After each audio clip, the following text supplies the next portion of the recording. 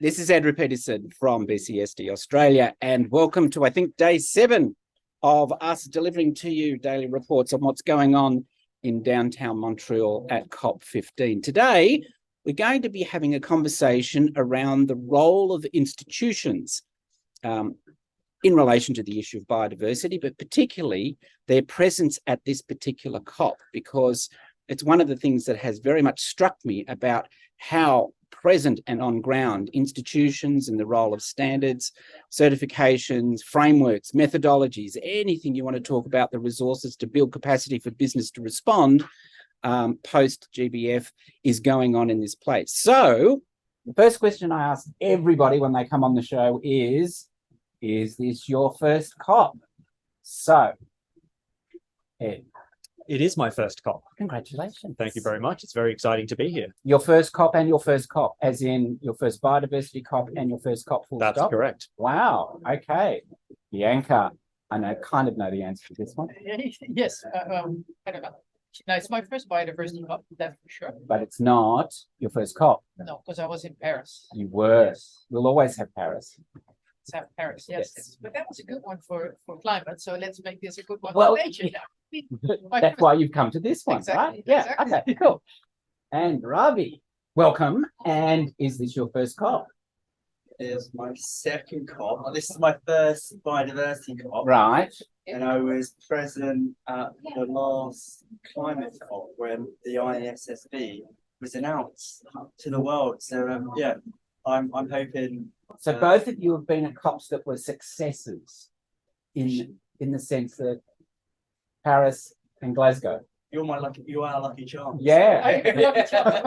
Okay, So no pressure then. no pressure at all. I'll be sleeping like this tonight. Get me coming this. Hey, I've set everybody up for a fall. All right. Let's move on. And the question that comes from that is, so what have you observed about coming to a COP? And it's John. Sorry. Excellent. Oh, look, it's a full house, everybody. It is. I'm so excited by this. John, you have to sit close to Ravi, unfortunately. I can move this. But we are going gangbusters. So John already answered the question the other day, but it wasn't recorded, which we won't tell anybody about, John, will we? It's just your secret and my We secret. tell them the real reason is I didn't follow the script. They just pretended it wasn't recorded. I can do it all over again. So, yeah, we better get your answer. First COP, First COP, full stop. pre-COP. Oh yes, we gave you credit for pre-COP, didn't we? Yeah, about 0.3, 0.5. Yeah. Okay, so this is particularly true of the three who haven't been on the show before, because John was asked this question earlier in the week, and that is observations about this COP. And I'm not talking about process per se. I'm getting a sense to help business in Australia understand, is it progressing? Do you think this is an interesting fora that's going to yield something? Are you seeing and talking to people and networks and creating new opportunities? Is business all over the place? I think I've given you enough cues to be able to start thinking about that. Who wants to go first? I know, Bianca gets to go first. Okay, wonder why you say that. Yeah, I'm not comparing COPs as such. I'm much more comparing the time when I got really heavily involved in this, which was actually when we wrote the natural capital program. Yeah. And I'm kind of the last couple of business meetings I was at. If I compare it when we wrote it, we really expected it to be picked up and that we move forward on nature. Yeah. 6 years later, where are we? Maybe we are on the content, it's actually all there, but the information is there, the steps you have to take are already there. They have been there for years.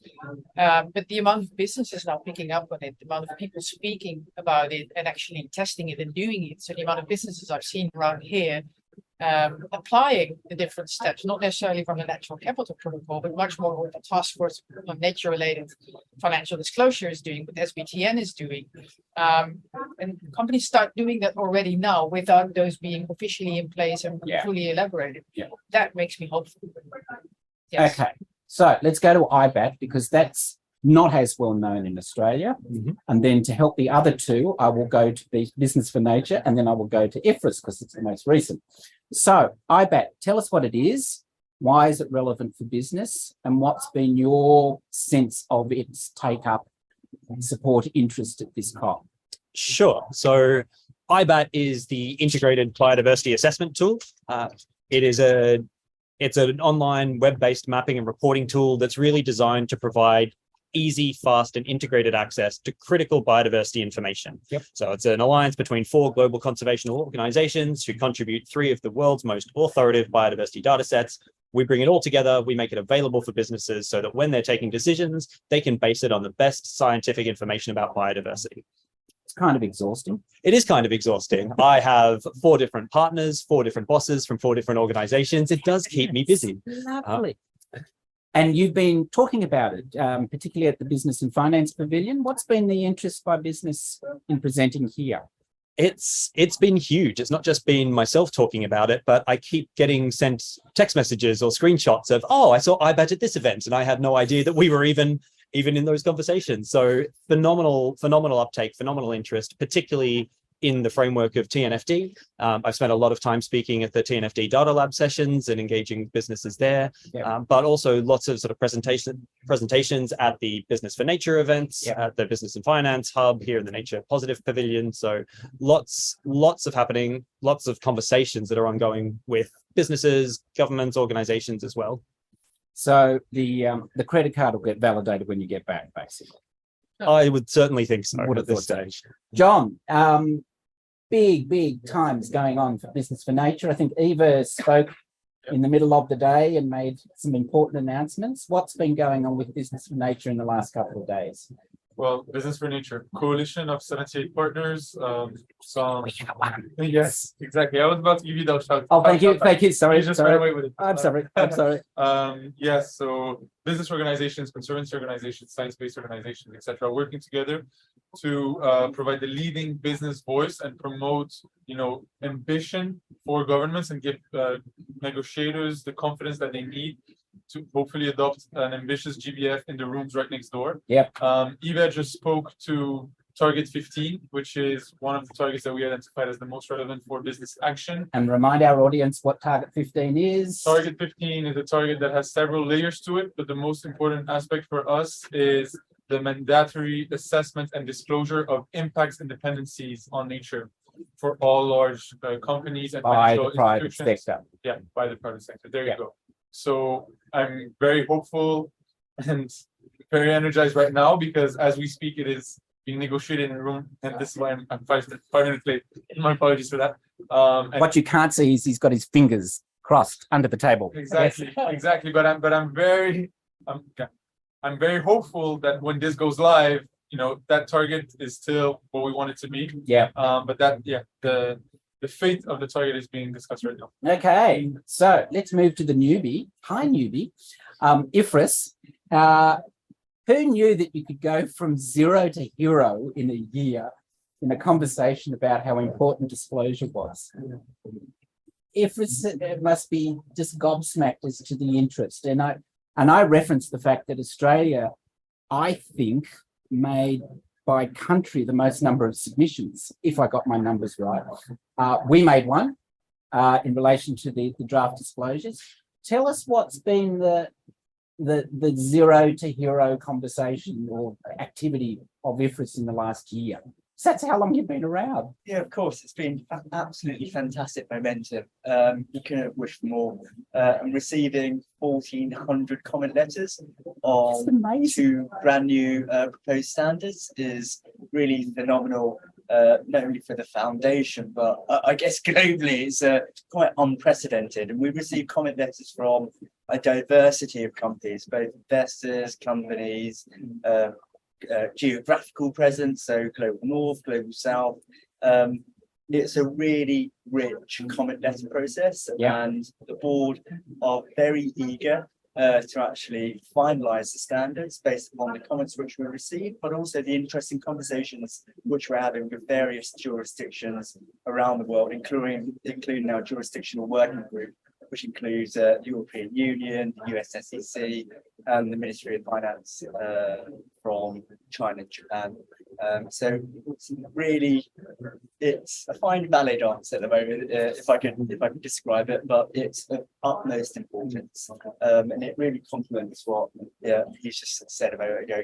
The mandatory nature of disclosures is integral we're a standard setter. We've been doing it for the past 20 years. Yeah.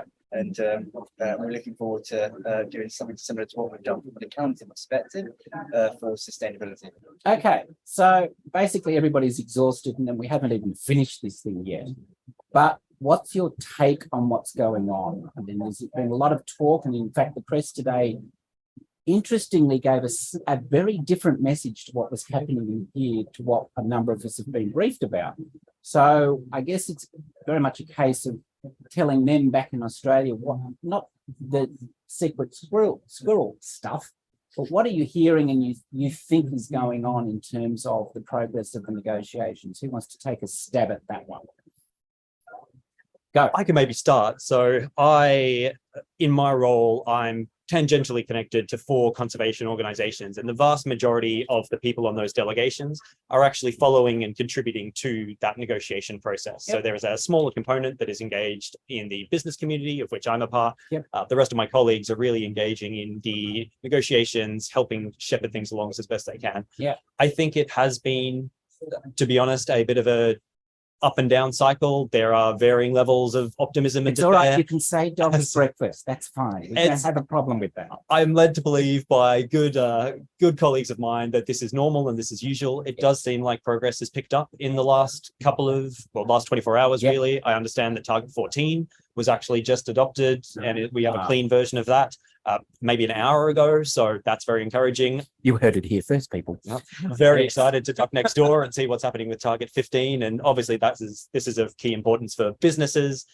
And a lot of the conversation that I'm having is about how IBAC can help organizations with that disclosure piece. But really, all of the targets are important for business. We do really need a globally ambitious framework to be adopted. But there's a wonderful sense of excitement, I think, from all sides, from business, from the conservation community, from the government, that we are starting to see a little bit more momentum.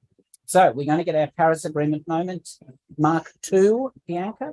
I would hope so. To be honest, I'm not that much following the negotiations. I'm much more like in the business community and following all the different webinars and of course, not webinars, actually. There's a live session. Yeah, we're allowed to be live at this one. Sorry, yeah. Albeit masked. Yeah. Which I think it's amazing to see what businesses are already doing, and also how they are sharing kind of the things which are difficult to them, the hurdles they are facing. And that data for IBAN is a perfect one, actually, in that to fill one of the gaps. But what data do we have? What data do we need? I also see social side of things, really, like do we take social impacts and dependencies along with the environmental impacts and dependencies, and that's something which the Capitals Coalition, which I represent here, is also looking at. That integrated approach, and especially the link to the indigenous communities is a very strong one there. One of the things which I noticed and which I want to stress again, although organizations saying like data might be the limiting factor, at the same time, you know what you can do. We have over like the last decades actually already had a lot of tools like environmental impact assessment, like TEEP, the economics of ecosystems and biodiversity, natural capital protocol, now TNFD and SBTN in different versions. And in the end, it's all about really mapping in your supply chain and on your premises, your impact and dependencies. And I think that hasn't changed. And the perfect is the enemy of the good here. So the general vibe, which I pick up, is just start doing it. You know, we have to do something, start working on it. And you're doing the right thing no matter what. No matter what you're doing. Yeah. And if I could just jump in on that, I think there are a lot of businesses who have started and are really well progressed. And a lot of the conversations that are being had between businesses here are those collaborative learning opportunities where people are saying, okay, you've made a start. How are you doing it? What are the tools? What are the approaches that you're taking? And so there are some organizations that are really starting to streak ahead, and people will get left behind if they don't just get started doing. And it's beautiful to see that dynamic. That's well, really good fight. You know what that's called? That's called the nature of capitalism. By a better informed market, which in this case is natural capital, the notion of capitalism works perfectly, isn't it? Isn't what the Pareto principle is all about? Providing better information to the market, and the market therefore responds. And if business doesn't want to actually action as a result of having more information, which in this case is nature, they're going to go out the door. And, you know, I'm sorry, but there I am, a capitalist. It's quite an interesting conversation. One last thing on that, if you wanted tools for your audience at home, like the ACT-D, which stands for Assess, Commit, Transform, and Disclose. It's a framework which was developed by Business for Nature, amongst others, Capitals Coalition, what's that mean? The World Economic Forum, WBCSD, so the World Business Council for Sustainable Development, TNFD, and SBTN, and others. So it is really a harmonized kind of number of steps which you as a business can already take. Yeah, well, I'm glad you raised the tools, because let's go to Ravi and the question of the ISSB. It's going to be the mother of all disclosure frameworks. Yeah. He doesn't disagree with me. So to the extent that this COP and its outcome may or may not be important to the work of the ISSB, and interestingly, you've obviously got not this COP, but also COP27 and the work that came out of that. How much of what happens here feeds back into the deliberations of the work of IFRS over the next few weeks/months as it finalises the responses to the consultation that's been going on? I think if we take a step back, we've got two draft standards which we're trying to get out the door. Please remind the audience they are. And S1 is all-encompassing. Such an exciting title. Yes. So all-encompassing standards. So it's called the general requirements for the disclosure of sustainability-related risks and opportunities. It requires... If that wasn't written by an accountant, I don't know what it was. Maybe. So and it requires the disclosure of all sustainability-related risks and opportunities. It's overarching, so it's a catch-all.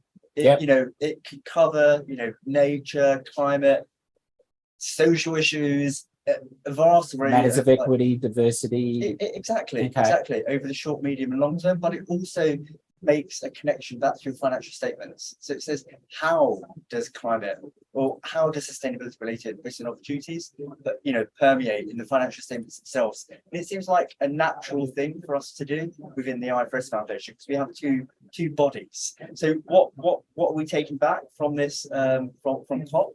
It reconfirms what we've heard from our stakeholders, that biodiversity is a pervasive risk to the to the financial stability of the capital market. So it reconfirms what the board will be discussing later on this week in Montreal, because Montreal is one of the hubs for the ISSB. So we've got board members here in Montreal discussing such matters about what will form part of our work plan over the next 2 to 3 years. We said straight out the gun, you know, that we're not a climate only standard, but we will be a climate first, which is S2. Exactly, it's S2. You're well informed. So it's some important information will be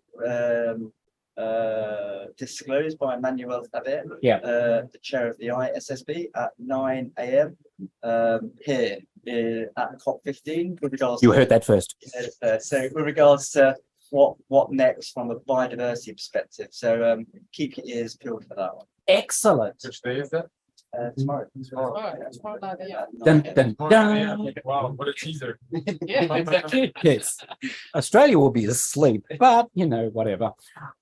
Whereas this COP for Business for Nature and its partners and all of the network, this COP kind of really important, although it's not the be all and end all, I appreciate that, but it really is a stepping stone to the conversation we were having at the workshop only the other day about what is the next thing that comes from this COP for the work of Business for Nature. So it's a dumb question to ask you, how important is this COP to the work of Business for Nature? But I would like to hear your thoughts on some of that issue of implementation that we started to talk about. And I think you raised it as well, Ed, this notion that business is moving ahead in any event. Is this COP so important that if it doesn't happen in the way in which everybody wants it to happen, that it's going to stop momentum? It's probably my question. No chance we will. Okay, then that's the easy answer. The hard one is, how do we know that? What it could do is that it could increase momentum, Right. right? So there's still an opportunity cost, which I don't want to undermine if, you know, this agreement is not ambitious. So that's what we've been pushing so hard. But to your question, you know, we have two different work streams. One is business action. So it's about businesses already taking action. And, you know, I agree with everything that we've heard. And the second one is advocacy. And so our whole theory of change is that ambitious policies would lead to heightened business action. Yeah. And then in return, heightened business action will lead to more ambitious policies. And you have that virtuous cycle. Virtuous cycle. And Yep. so this is what has been quite successful. I'm tempted to say very successful actually at this COP, because we've had, unprecedented participation and interest from businesses. We've had hundreds of businesses come.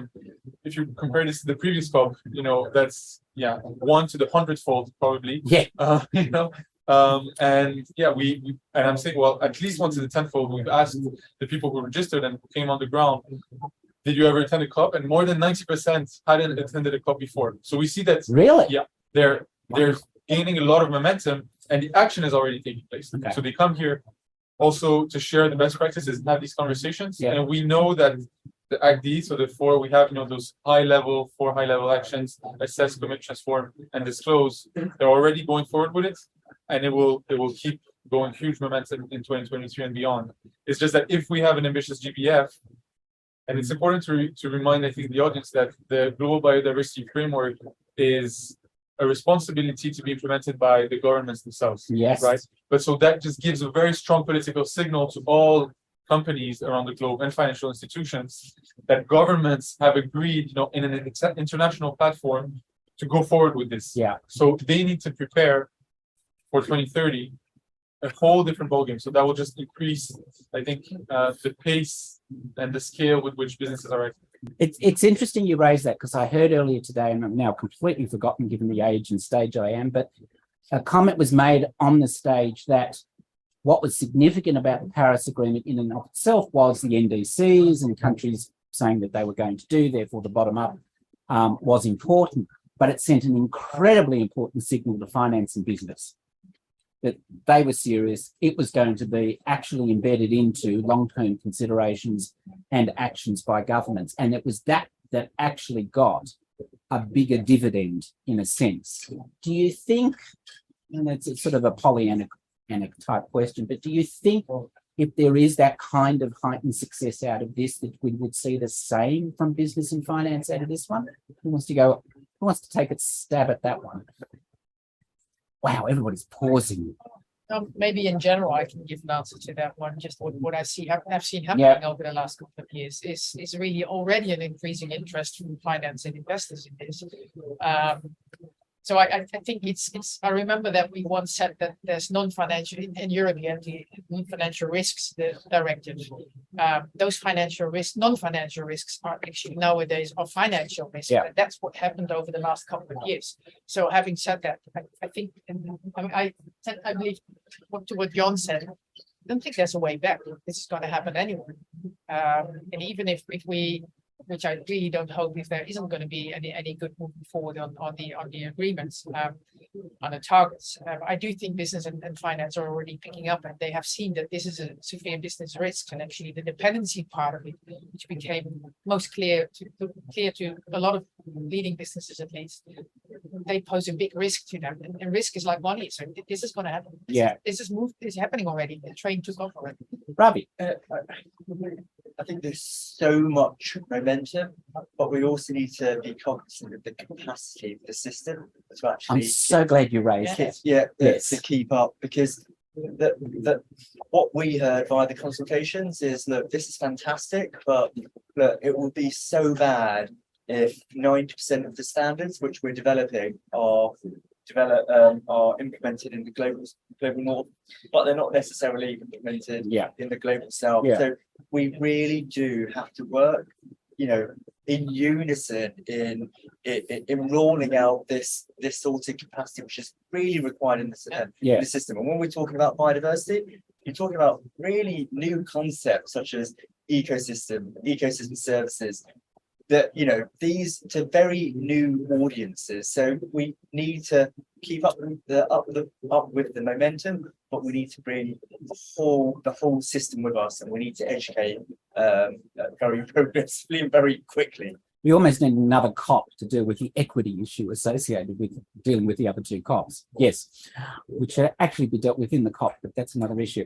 Okay, so time available. Last question, not what do you hope for the COP, because everybody answers the same way. But what do you think is important for business to take away from the COP even now? So what would you, if you were rung up by a business, and I know you have been, and said, all right, I hear this is going on. What do I need to do next? What, and why do I need to worry about this right now? So you can go first, Ed. Oh, there's so much to we can answer that, and I know we're pressed for time. I think at the risk of repeating myself There'll is be a that part 2 of this show. Yes. at the risk of repeating myself, there are businesses that are already starting to take action. And I think a lot of organizations have realized, as we were just discussing, that it doesn't matter if there's a global biodiversity framework where governments will say you need to start disclosing, because the cat's out of the bag, and businesses now realize that there's a material business risk posed by biodiversity in nature. And if they don't get their house in order, if they don't start to understand it, they're leaving themselves wildly exposed. Yeah. And the linkages between the business and the finance community, they're starting to talk the same language with things like the ISSB's disclosures, with things like the Task Force for Nature-related financial disclosures as well. It's really starting to come together. Thank you. Bianca. Very short, for me, it's all about collaboration between businesses, collaboration between different stakeholders. And I think there's a lot to learn from one another. And you also need one another when it's all about data, and you work in the same, for example, catchment areas, the same ecosystems. So yeah, join the networks which are in place to stay up to date on the last things which are happening, which are actually harmonizing in different methods and exchange experiences, because I think that's what's going to help us. Yeah, that's a really good point. And they're remarkably open. We're looking at 4 organizations that are remarkably open and transparent about wanting to collaborate with others. It's wonderful, to be perfectly blunt. Ravi. Don't underestimate the amount of time it takes to think about these requirements. You know, it takes a significant amount of time. I used to be in business. I'm a chartered accountant by trade, then I moved into sustainability. My goodness, it takes time to think through what is being asked from requirements, whether it be TNFD, ISSB, or SASB, CDSB. It's just getting your head around the acronyms. The alphabet soup, but nevertheless, they're all pointing in the right direction, right? And it's you need to just get your house in order, as Ed had alluded to. So there are materials already in the public domain by all of our organizations. Okay, use them, read them, collaborate, talk to your peers. Get started, because if you read in between the lines, legislation's coming. So start now and be on top of it. And there's opportunities to be made here, especially from a working capital perspective. So I've got my finance hat on here. I definitely think there's monetary benefits for a company to act now if they get their self in the right gear. Excellent. And last word to John. So if you'll indulge me, I'd like to rephrase the question. Oh, all right. Yes. Okay. Because you asked us, what do we answer to companies who would ask, why should I care about this stuff? And my sense is we're hearing that question less and less. What we're hearing is, I care, we want to take action, what do I do? And that's next frontier. That's the implementation part we're just discussing. Yeah. You haven't met a lot of Australian companies, but yes, we'll move on from that. Yes, and that's why I did bring this with a grain of salt, because we still need to build the momentum and not just focus on the leaders, the most progressive companies that made the trip here. So glad you said that. That yes, is absolutely key for the scale and speed that we were discussing for the next months and years. But at the same time, we need to also help companies with the implementation. And so what do? We started, along with partners, to try and have some guidelines that businesses can start to, bring to the next level of granularity, and hopefully we go down that cascade and we get to on-the-ground action. And so we mentioned the Act D, so the 4 high-level actions. Audience listening to us is like, okay, great to have those 4 actions, but what does that mean completely? Well, businesses are asking the same question. So now we're moving into sector-specific guidelines, for example. Yes. So we're taking those 4 actions and we're defining them and refining them per sector to try and help bring us to the next level of granularity. So I think this is excellent. Thank you all, 4 of you, for joining This is Andrew Petersen. Thank you for joining us, and look forward to seeing you tomorrow, where we're going to be having a suite of NGOs, one of whom's actually sitting down there. But I won't reveal who that is until tomorrow. So it's Andrew Petersen. Bye for now. See ya.